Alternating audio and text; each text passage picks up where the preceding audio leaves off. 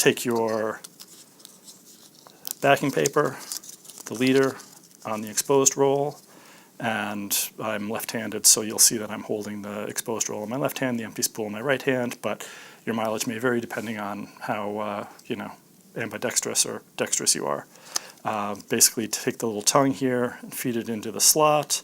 Since it's a 120 spool, the slot's the same on both sides. You don't have to worry about what side you put it into, but you're just going to feed that in until it stops. Once it stops, everything is going to be perfectly lined up.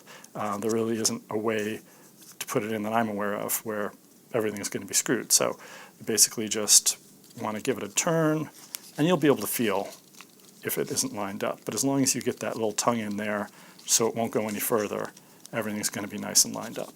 But you can feel, with your thumb and forefinger that everything is going on straight. And basically, I just leave the exposed roll loose in my left hand, and I use my thumb and fingers to keep tension on the take-up spool. So you just start giving it a little bit of a turn. I'm just going to flip this over here so you can see when what's going to happen. But you just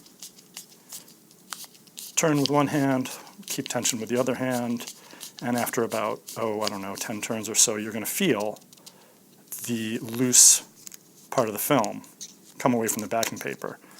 Just go ahead and tuck that in. It's okay to touch the end of the film there because nothing's going to be exposed onto that anyway, and just keep turning. It's the only time you actually touch the film, so you don't have to worry about fingerprints coming into contact with it or anything like that. Just turn and keep constant pressure here, and that'll make sure everything lines up nicely, and also that you are nice and tight and nothing's going to be loose. There's not going to be any light leaks. It's pretty much that simple. It takes a little bit, a minute or so to turn everything on. Now, if you want, when you feel yourself getting to the end of the roll, when you find this piece of tape here, you'll be able to tell if you've got the film in there right, because if there's no bubbles, if everything's nice and flat here like this is, then you've got everything done properly, especially going from a 120 spool to a 120 spool. If you were going from a 120 onto a 620 spool, there'd be a little bit of a bubble here, and you would need to take the tape off and just retape it. But since we're just going onto spools of the same diameter, everything is nice and lined up, and you just finish it off.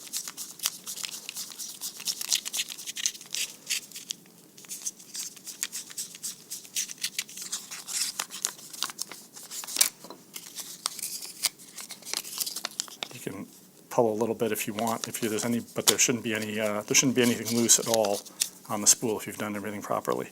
And then, of course, you're going to want to have a piece of tape or something handy to tape that off before you send it on to your partner or before you put it into your camera, unless you happen to have your camera right close by. And that's pretty much it. Hope that helped.